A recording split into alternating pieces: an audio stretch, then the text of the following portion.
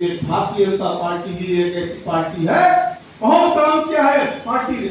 পাখির চোখ লোকসভা ভোট নরেন্দ্র মোদীকে শায়েস্তা করতে এবং প্রধানমন্ত্রীর পদ থেকে মোদীকে সিংহাসনচ্যুত করতে ইতিমধ্যেই দেশের ২৬টি মোদী বিরোধী রাজনৈতিক দল তারা ইতিমধ্যেই ইন্ডিয়া মহাজোট গঠন করেছে। কিন্তু কেন্দ্রীয় নেতৃত্ব বা বিজেপি তারাও কিন্তু হাত গুটিয়ে বসে নেই। কেন্দ্রের শীর্ষ নেতৃত্ব ইতিমধ্যেই দেশ জুড়ে দেশের বিভিন্ন রাজ্যে ঝাঁপিয়ে পড়েছেন। কিছুদিন আগে এই রাজ্যে এসেছিলেন কেন্দ্রীয় রেলমন্ত্রী অশ্বিনী বৈষ্ণব। তার এক সপ্তাহ কাটতে না কাটতে আবারও রাজ্যে এসে হাজির হয়েছেন কেন্দ্রীয় অর্থ প্রতিমন্ত্রী ডক্টর পঙ্কজ চৌধুরী। ২রা সেপ্টেম্বর শনিবার তিনি এই রাজ্যের পশ্চিম মেদিনীপুরের দাসপুরে এসে বিজেপির সংগঠন মজবুত করার জন্য বঙ্গ বিজেপি শিবিরকে ঠিক কী নির্দেশ দিলেন এবং রাজ্যবাসী ও দেশবাসীর উদ্দেশ্যে বা কী বার্তা দিলেন শুনে নিন। কেন্দ্রীয় অর্থ প্রতিমন্ত্রী ডক্টর পঙ্কজ চৌধুরী দাসপুরে এসে ঠিক কী বললেন। बहुत काम किया है पार्टी ने, युवाओं के लिए भी किया है, महिलाओं के लिए भी किया है, किसानों के लिए भी किया है, एससी के लिए भी किया है, एसटी के लिए भी किया है और संगठनों के लिए भी किया है, ओबीसी के लिए भी किया है। इन सब चीजों को लेकर के जनता के बीच में, अपने समाज के, अपने वर्ग के लोगों के बीच में हमें जाने की आवश्यकता है और बताने की आवश्यकता है। उससे परिवार का संगठन और मजबूत होगा, हम सबको और मजबूती मिलेगी। क्योंकि यहाँ पर जितने लोग बैठे हैं, कोई पेड वर्कर है क्या? पेड वर्कर नहीं है कोई, सब वर्कर है, विचारधाराओं से जुड़े हैं, भारतीय जनता पार्टी की विचारधारा से ओत-पोत है। तब ऐसे कठिन परिस्थिति में बंगाल में जहां पर हमला होता है, हत्या होती है, उसके बाद भी भारतीय जनता पार्टी के कार्यकर्ता सीना तान के यहाँ खड़े हैं। आप सब स्वागत के योग हो, लेकिन अगर आप खड़े हो उसकी उपयोगिता दिखानी पड़ेगी, ताकि किसलिए संघर्ष कर रहे हो, किसलिए आप संकट झेल रहे हो, खतरा मोल ले रहे हो, उसका रिजल्ट भी आना चाहिए। ताकि जिस लक्ष्य को प्राप्त करने के लिए आप भारतीय जनता पार्टी में काम कर रहे हो, उसमें भी कहीं ना कहीं आपका बढ़ चढ़ के योगदान हो। जो आपका लक्ष्य है परम भैरव में भारत पहुंचे, जो प्रधानमंत्री जी का लक्ष्य है कि दुनिया में भारत नंबर 1 पे पहुंचे, उस लक्ष्य में आपका भी भागीदारी हो, ऐसा कार्य हम सबको करना चाहिए। काम आप करो,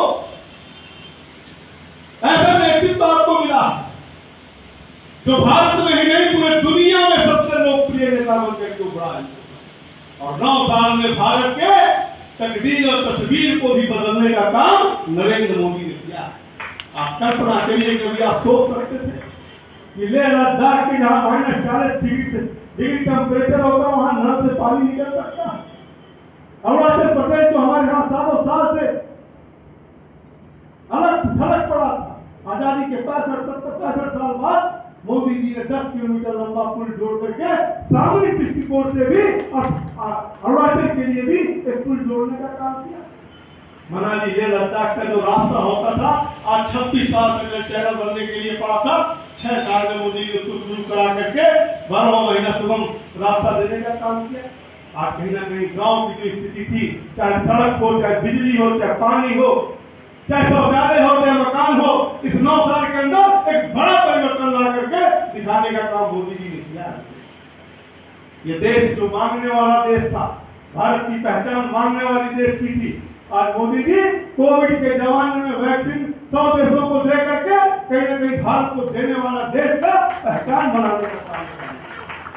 आज गरीब जो हमारे देश में भूखा पेट सो रहता था, कोविड जैसा संकट आने के बाद भी 80 करोड़ परिवार को आज तक मुफ्त में राशन दे करके ये सुनिश्चित किया कि देश का एक भी गरीब व्यक्ति भूखे पेट न सोने पाए। आज प्रधानमंत्री की 9 साल के कार्यकालों का ही नतीजा है। जब 14 में देश के प्रधानमंत्री आए थे तो देश अर्थव्यवस्था में दुनिया में 10वें स्थान पर था, और कोविड आने के बाद भी 9 साल के भीतर मोदी जी के कार्यों के आधार पर आज भारत जो इस दुनिया का बड़ा राष्ट्र, जो देश जो भारत पे 100 साल से ज्यादा राज किया था, आज ब्रिटेन की भी अर्थव्यवस्था को पार करके भारत आज दुनिया की 5वीं अर्थव्यवस्था बन करके उभरी है। प्रधानमंत्री जी का कहना है कि आने वाले 2027 में भारत दुनिया का तीसरी सबसे बड़ी अर्थव्यवस्था बनेगी। अब तीसरी अर्थव्यवस्था बनेगी तो आपको लगता होगा मेरा क्या फायदा है? अर्थव्यवस्था का मूल्यांकन सभी क्षेत्रों के मूल्यांकन के आधार पर होता है। आपके जीवन में कितना सुधार आया, देश में कितना विकास हुआ, कितना प्रोडक्शन हुआ, कितना एक्सपोर्ट हो रहा, इस सब को देखकर के जब कैलकुलेट किया जाता है तो अर्थव्यवस्था का अर्थ निकलता है तो देश की अर्थव्यवस्था बढ़ेगी तो गरीबों की जिंदगी में भी सुधार निश्चित तौर पर आएगा। और प्रधानमंत्री जी ने लक्ष्य रखा है कि 27 में तो तीसरे स्थान पर भारत होगा और 2047 में जब भारत के आजादी का 100वां वर्ष 2047 में होगा तो भारत को हमें विकसित राष्ट्र बनाना है। हमें विकसित राष्ट्र बनाने में आप सबकी भी सहभागिता होनी चाहिए। इन नौजवानों को ही आगे ले जाना है। इसलिए हम सबको जो पार्टी दायित्व देता है उस दायित्व को ठीक ढंग से निर्वहन करके काम करना चाहिए।